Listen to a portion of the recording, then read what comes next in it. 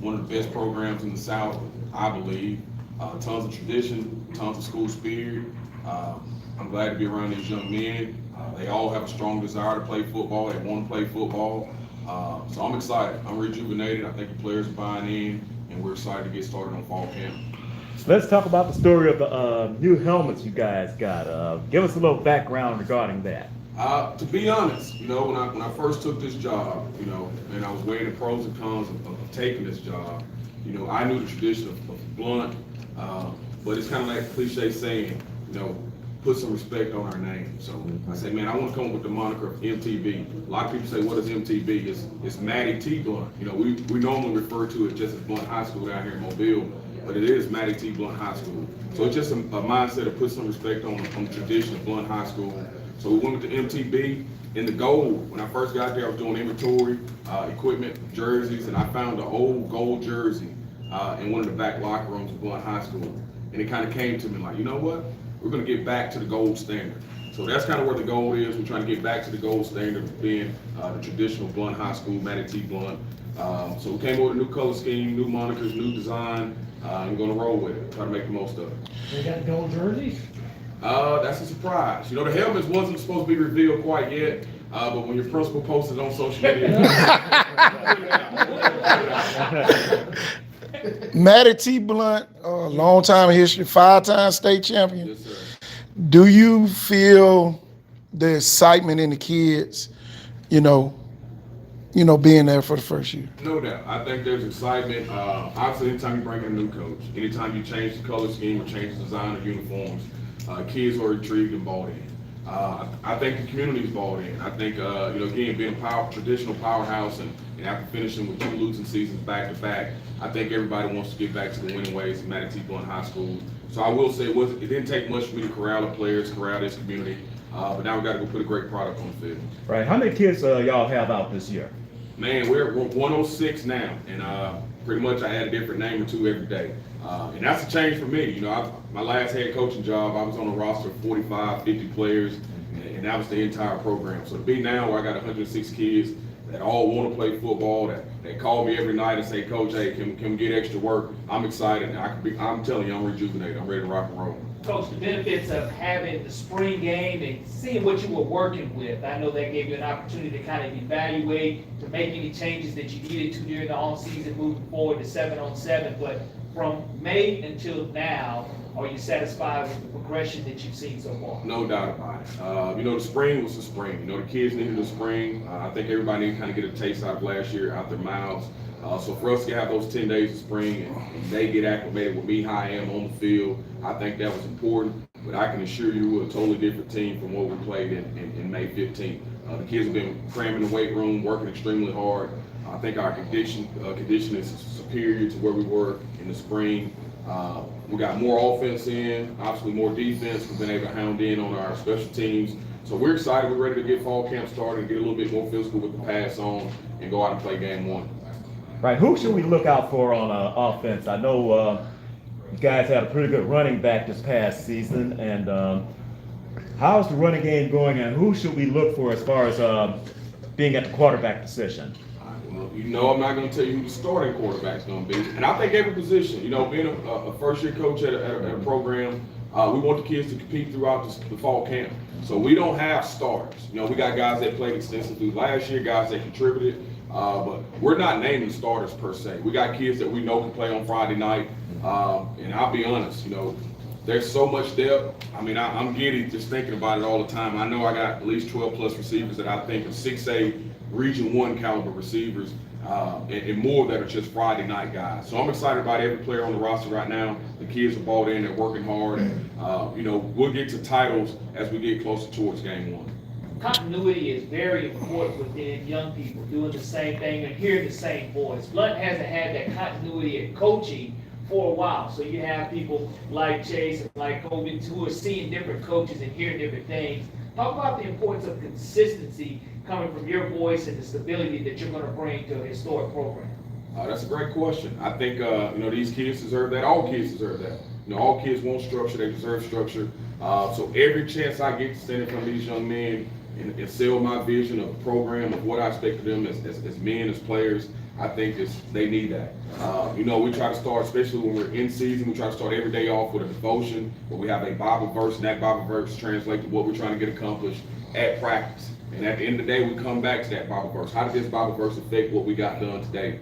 So the more these kids can hear my voice, hear our vision, and we grow together as one, I think the better off we're going to be as a program. Coach, you do seem refreshed and rejuvenated. Did you just feel like you needed that after your last head coaching job? Yes, sir. You know, the last one was a great opportunity. I'm forever grateful to Satsuma City Schools for blessing me to be a head coach. But also I sat back and thought, man, is this what being a head coach is all about? You know, all head coaches work extremely hard. You know, your record does not dictate what type of coach you are. But I also wanted to make sure that I didn't stay there because those were such great kids. That was such a great place to teach. I also want to be ultra competitive as it relates to athletics. So obviously I took a year off last year, went back home for a year. You know, got to work under a great head coach and Coach Collier, to be an assistant coach again and see how important it is to have assistant coaches that understand their role and helping the head coach and making his life easier. So, I mean, it really rejuvenated me. But also being an assistant coach, I think the good Lord called me to be a leader. You know, and when the Blount job came open, you know, weighing the pros and cons of other opportunities, I thought this was a chance for me in my personality to showcase what I want to be as a head coach. 23 kids, got scholarship offers, including the kicker out there at Blount. Talk about some of those kids who have those offers from those colleges. Well, I mean, again, traditionally, Blount has tons of talent. I think, as Mr. Labani mentioned earlier, I think the turnover of head coaches has limited the recruiting of Blount kids because every offseason there's been a different guy in charge. So the college coaches, when they come by, they don't know who I need to come see. I don't know who I need to call, who I need to get prospect sheets for. But I think, you know, Blount doing a tremendous job getting me in the building early. And me being there along with the assistant coaches that was there helping out with recruiting, we was able to put packages together for the head coaches that came by and visit, communicate, speak on behalf of these young men. And obviously when you walk in the room and you see these guys, the way the stature of these guys and the potential of these guys and the character of these guys, you have no choice but to offer these young men. You talked about being at Theodore last year, so you know the region. What's your thoughts on? I mean, it's tough. It's tough, but I tell people all the time, my previous head coaching job was in a tough region. He was in there with #1 St. Paul's at the time, #2 UMS at the time, #3 Faith Academy at the time, playing in that 5A Region 1. And I can assure you my locker room does not look like the young men I have right now. So I'm okay with competing in 6A Region 1. I know we still have 3 top 10 teams in that particular region, but we want to also be a top 10 program by the end of the season as well. Kobe, when UAB came by and offered you, you know, what was going through your mind? You know, this time last year, you know, you was just playing the band, and here come Coach Nelson. Now you get an offer from UAB. You know, just talk a little bit about that. I was grateful. It was an opportunity to go to school for free and play what I like to play. Chase, the same thing when you got your offers. You know, what went through your mind? You know, it was just a great opportunity. Just reminds me to continue to work. This season is a big season for me, coming off an injury, shoulder surgery. I'm looking at it as more opportunities to get more bigger offers. Chase, also, Coach talked about the history of Blount. I know you have a family affair at Blount. Your brother previous to you went on to be very successful. How does he motivate you, and knowing the purple and white, what it has meant to him and yourself and your family as well? Just watching my brother through all these years at Blount High School, he's just showed me the way, showed me how to carry yourself on and off the field. So he just taught me to be a leader in the classroom, on the field, and so forth. Chase, talk about being on the superintendent's council, one of the few kids in the whole entire county, but being a football player on that council. You know, how important is that for the kids at Blount to have a voice like yours representing the whole school? It's a true blessing, great opportunity. It means a lot to me for me to be an athlete and on the superintendent advisory council board. You know, it's always great for me to be able to share my voice and put my output out there and try to help different ways. Well, let's talk about, you know, how the atmosphere at Blount has changed now that y'all have a guy who's been successful, who's been on successful programs. someone who's a calming influence. How has that helped the team? Coach Nelson, he just shows he's a great leader in the locker room. He's a great voice. I feel everyone just buys in, and everyone on the team just listens, and he just has the locker room bought in. Feeding off what Chase said, a lot of guys buying in, new energy, pumping the positive. All the guys buying in. Kobe, pass blocking or run back blocking? Which one's your favorite? I like to run block. You got a pretty good back there to get you some big holes there. It definitely, I know when you go back and look at the film, you can say, look, now I helped him do that a little bit, so I know that give you a little positive self-gratification there. Yes, sir. Coach, talk about some key players, this season. So far, in the training camp, I know you got multiple kids. We So, do, man. We're playing a lot of kids now. We're trying to get a lot of kids reps at practice. Without giving away too much, I'm really strong on the receiving core right now. The offensive skill guys look extremely well. We look fast. We catch the ball well. We run good routes. We're big up front. Again, I'm telling you, I'm in awe every day I come to work, man, at the stature of these kids, the toughness, the athleticism. They're hard workers. Defensively, we're extremely fast. The linebacker position, we're rangy. We're physical at safety. We try to compete with our corners every day. D-line guys, we got big guys, we got quick guys, we got technique sound guys like Chase right here. So I'm excited. Even with the kicker, you mentioned the kicker earlier, I think that's probably the bright spot. We try to end every other practice with a 2-minute drill, with a situation. And the last 3 practices, he had a walk-off, 30-plus yard field goal from the right hash. So I feel good about it. When you talk about rebranding Blount, the rebrand is taking all the things that were negative about Blount that I've heard being away from Blount, and applying those and making those things a positive. So special teams has always been a thing that's kind of been a question mark for Blount, Mattie T. Blount. So we're trying to rebrand that as well, and we work extremely hard on special teams. So the kicker was probably the bright spot right now. He's the one kid I'm anxious to see with the lights on, see if he can perform and showcase what we've been seeing in practice. Coach, rebranding versus rebuilding. I know there's a difference there, rebrand versus rebuild. And also the second part of my question is, okay, 1-0 is the mentality that you have, and that first game is going to be against Biden. Yes, sir. Talk about the excitement of the Battle of Pritchard, but being at Lad People's Stadium, and I know Coach talked about it earlier today. It doesn't matter where you play a football game, in the parking lot, doesn't matter home or away, but the excitement just knowing that you do have the ability to play at Lad Stadium for that Blount Viking game. All right, multiple parts to the question. First question, rebranding versus rebuilding.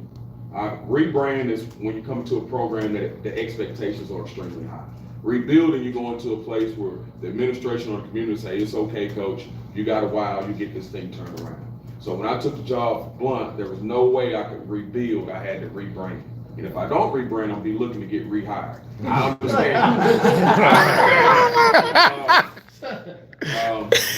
As far as the Blount Viger game goes, well, let's go back to 1-0. Every week is 1-0. Every day is 1-0. All spring when I got there, we didn't have a game. We didn't have a game to go 1-0, so I tried to stress the importance of the weight room. I told the kids there's a reason the field house is en route to the stadium. You got to bypass that field house and win there before you can win at the stadium. So we were 1-0 every day since I first took the job. We was 1-0 in the weight room. We was 1-0 in the summer, and now we're going to be 1-0 every day of fall camp. And on August 26th, there's just another opportunity to go 1-0. The location of the game, obviously, we did not want it to come back to Blount. If it come back to Blount, we got to wear purple jerseys. And all spring, all fall, with the new white lids, we've been talking about whitening out the stadium. So we want to be able to play that first game on the road with all white unis, with the white lids, with our fans with the white shakers in the stands and the white t-shirts, so we can have the first official white out at Mattie T. Blount. When's Mr. Woods gonna tweet out those uniforms? I hope he does not. I hope he allows our social media group and our team to kind of do a video reveal of the uniforms. But again, make sure we get this clear and get that in the paper. When the principal tweets out the helmet, you roll with it and bring it to the so you want all the media to refer y'all as Mattie T. Blount now? Mattie T. Blount High School, yes, sir. Absolutely. Guys, what did you think about the rebranding when Coach came in with that idea? What was your thoughts about it? I was just ready to get another opportunity to play again, play my senior season, and hope all the guys buy in. I like to piggyback off that. I love the rebrand. Great idea. I thought we needed something new, needed something fresh. So I was excited for the change. What went through your mind when you saw the helmet on yesterday? I'm ready for the 26. I was ready to put it on. I was ready to step it up right there. I must realize these kids went all summer without helmets. You know, and it's hard telling kids, hey, just be patient. You know, it's not just we're sending them off to get reconditioned. I mean, we're sending them off to get reconditioned, repainted, restriped, rebranded. So I got a lot of phone calls, a lot of questions. Kids looking at me every day, Coach, when the new helmet's coming? When the new helmet's coming? It was FedEx, it was Rydell Rail. Every other day, hey, when are my helmets gonna get here? These kids are fired up, excited to see them. If not, they gonna thought I was some used car salesman selling the dream. So I'm glad the helmets came in time, and I can't wait for the new units to come in as well. Talk about Duke Williams coming back to Blount, Mattie T. Blount. You know, just talk about that and the impact that he made once he came back. Well, again, you know, fresh start is what Chase mentioned. And sometimes in life, man, we all need a fresh start. And fresh start doesn't always mean leaving and staying gone. Fresh start can mean just having the thoughts of leaving and realizing how important home is to you. So obviously having Duke back in the building was a boost for the kids. He's a hard worker, man. Just seeing that kid work. He works out extremely hard. He works out hard on the field. You can tell he's determined. He's motivated. He's excited. And I think he wants to be a part of the rebrand and showcase what the potential of Mattie T. Blount High School. You picked up another kid that you want to talk about him, or We had a couple of kids that came back home. You know, I'm probably not the guy to be talking about coming back home right now, but I'm glad the players decided to return back home and come play for their school and their community. No doubt. What's your thoughts on the transfers and all that? Well, I overheard Coach Caller speaking behind the scene. They're getting photos. I stay out of it, man. You know, you guys, if you know me personally, I'm not a big politics guy. I'm just a country boy from Theodore, so I don't really get into politics, but I do understand it. Having been at a school where my players have left my building when I was at my previous head coaching opportunity, I get it. It's frustrating as a head coach when you invest in your players, you help build them, mold them, you pour into them, and then they go to something that's a little bit more shinier or more successful on the field. But now I'm at a place where kids want to come, and choice, I get it. So I understand the frustration from the coaches that's in this area that are frustrated about it. I've been in their shoes, but I'm also in the shoes of some of the guys that are not necessarily recruiting. They're pumping the positives or showcasing their programs, and they're reaping the rewards because they have a successful program or have something that the kids want to come and join and be a part of. So I get it. I understand. All right, Coach, guys, thank you. Look forward to seeing the new Mattie T. Blount. There you go. Thank you, guys. All right, before that, Mattie T. Blount High School, all roads. Please, a lot of roads. Mattie T. As he was driving away,